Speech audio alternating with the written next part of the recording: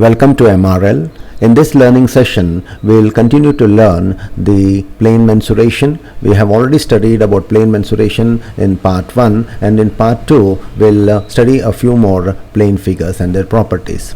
Now let us start with rhombus here, and the rhombus is a plane figure, and a rhombus has got all the four sides equal. That is, if I take one side as A, then the sum of the four sides is 4A, and therefore the perimeter of a rhombus is 4A, adding all the sides. Now in a rhombus there are two diagonals, and the two diagonals bisect each other and also divide the rhombus into four congruent triangles. And if I can find the area of one triangle and multiply by 4, I'll get the area of the rhombus, and that is exactly what we have done here. Now the area of the rhombus is 4 times the area of one triangle, and the area of one triangle which I have considered is triangle AOD, and the area will be 4 times half into base into height, that is AO into OD, but AO is half of AC and OD is half of BD, remember that, and therefore 4 times half into half AC half BD becomes half AC into BD. But if you take AC as D1 and BD as D2, then the area of the rhombus is half D1 D2. Therefore the area of the rhombus is product of the diagonals divided by 2, or it is half times the product of the diagonals of a rhombus, remember that. Now the next important plane figure is trapezium. The perimeter of trapezium is sum of the sides. That is very simple here. Whereas the area, to find the area, I have joined the diagonal BD. The diagonal, when I have drawn a perpendicular BN to DC extended to N, and also DM perpendicular to AB. So we get two triangles here, triangle 1 and triangle 2. The area of the trapezium will be the area of triangle 1 plus area of triangle 2. The area of triangle 1 is equal to half base into height, that is half into A into H, and the area of triangle 2 is also half base into height, that is half B into H.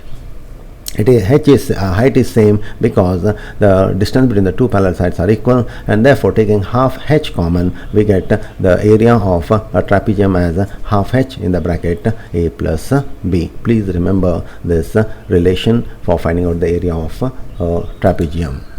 Now circle, the perimeter of a circle is the circumference of the circle, and the circumference of circle, which we have already learned, it is pi d, and or d is being 2r, we get c is equal to 2 pi r. Therefore the circumference or the perimeter of circle is pi into d, or 2 pi r. Remember that. And the area of a circle is pi r square. We'll be deriving this, or I will help you to know how to get this area in our later study. We'll be learning this later in your higher class mathematics, maybe in 10th or 9th standard syllabus. Now in semicircle, we have a semicircle here. It is half of the circle, and therefore the perimeter will be half of the circle, that is half of the circumference of the circle plus 2 times radius. So half of the circumference of the circle is 2 pi r by 2 plus 2r, that is pi r plus 2r, remember that. Now the area of semicircle is half the area of circle, and therefore it is pi r square by 2, also remember that. Now coming to the finding method of a polygon, how to find the area of a polygon. Now if you look here, A, B, C, D, E is a polygon, and to find the perimeter, just add the sides of the polygon. But to find the area of this polygon, we have to divide the polygon into simpler plane figures and add the areas of those plane figures. Now I have divided this polygon into 4 simpler plane figures, that is here one is a triangle, second is a trapezium, third is also a triangle, and fourth is a triangle. So to find the area of this polygon, just add the areas of triangle 1, trapezium 2, area of triangle 3, and area of triangle 4. We will get the area of the polygon, and you know the formulas to find the area of triangle and area of trapezium. Please remember that. Now area and perimeter of regular hexagon. We already know what is a regular hexagon. It is a polygon of 6 sides where all the sides are equal and all angles are equal. So the perimeter of a regular polygon is 6 into side. If I take one side as A, then it is 6A, remember that. Now the area of a regular polygon, if I divide this polygon into triangles, we will get 6 congruent triangles. That means if I multiply one triangle area by 6, I'll get the area of the regular hexagon. Now area of one triangle, here it is a equilateral triangle, and the formula to find equilateral triangle is root 3a square by 4, and therefore 6 times root 3a square by 4 is the area of a regular hexagon. So please remember that. So that is one method of finding the area. Now the second method of finding the area is, if I join BE, I'll get two trapeziums. So we can find out the areas of these two trapeziums using the formula of finding the area of trapezium. And the third method is, I have a triangle FED here, a triangle ABC here, and a rectangle ACDF. So find the area of the triangle FED and triangle ABC and the area of the rectangle ACDF, and then add, we get the area of the regular hexagon. So to find the area of the regular hexagon, we can follow one of these three methods. Remember that.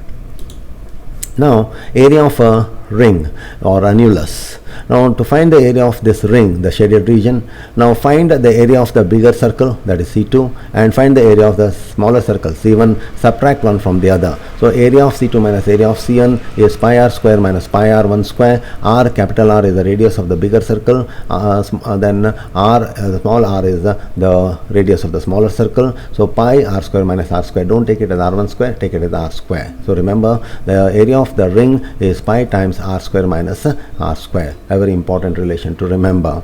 Area of rectangular path. Now the shaded region is the rectangular path. If you want to find the rectangular area, the path of the rectangular path, the area of the rectangular path, then find the area of the bigger rectangle, find the area of ABCD, and find the area of PQRS, subtract one from the other, we get the area of the rectangular path. So therefore, if I take L, the capital L as the length of the bigger rectangle, capital B as the breadth of the bigger rectangle, and small l as the length of the smaller rectangle, small b as the breadth of the smaller rectangle, then the area of the bigger rectangle will be L into B, smaller rectangle will be small l into small b, subtract one from the other, we will get the area of the rectangular path. Remember that. Now the area of crossed rectangular path.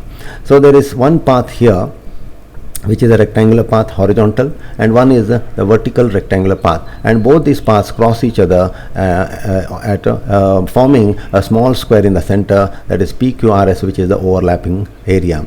Now to find the area of the rectangular path, find the area of the rectangle ABCD, find the area of the rectangle EFGH, and subtract the area of the square, which is the overlapping area of the two rectangular paths, crossing paths. So that is how we find out the area of crossed rectangular path, and a very simple method. Now combination of plane figures. If you look at this figure, we have a square and a semicircle. To find the area of this figure, we have to find the area of the square and the area of the semicircle and add it. We will get the area of the combination of plane figures. So therefore remember, to find the area of combination of plane figures, find the area of simpler plane figures and add them to get the combination area.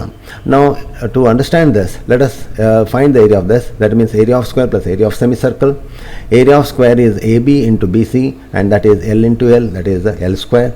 And the area of the semicircle here, it is area of the semicircle is pi r square by 2, and as you know, the radius is L upon 2. So by putting r as L by 2, we get pi L square by 8. Taking L square common, we get L square in the bracket 1 plus pi by 8. Now that is what is the method of finding the area of this combination. Now to find the perimeter of this, then just add L plus pi L by 2, because the radius is L, that is 2 pi r by 2 becomes pi L by 2 here, and we have again L. So therefore AB is L, BC is L, and the semicircle CD will be actually pi r, but r is L upon 2, therefore it is pi L upon 2, and dA is L. Add it, we'll get L plus L plus L is 3L, and add pi L by 2, that gives the perimeter. So to find the combination perimeter of combination of plane figures, or the area of combination of plane figures, is simple. Just use the formulas or the relations to find the areas of simpler figures and add them. That is the method. Now coming to the next figure, area of a running track. So this is a running track.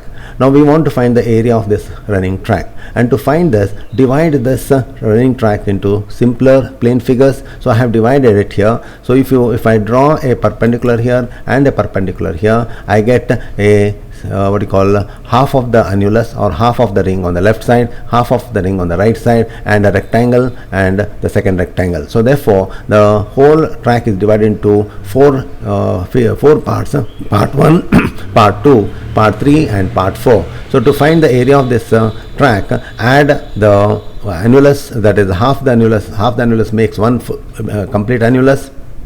That gives us the area of the ring, and the area of the ring is pi r square minus r square, and the area of the rectangle we know that is length into breadth. So double it, we will get the area of the two rectangles. So to find the area of this running track, just find the area of the annulus. As we know, it is pi r square minus r square, and the area of rectangle is L into B. Then add, that means there are two rectangles here. Therefore, the area of the ring plus 2 times the area of the rectangle, that becomes the area of the running track. Remember that. So that is how we find the areas of combination of plane figures, and it's a very easy method provided you remember how to find the area of simpler plane figures. So learn the properties, the relations for all the plane figures, very useful in geometry for calculations. Okay, thank you. Make a note of all this in rough book as for your future reference. Thank you.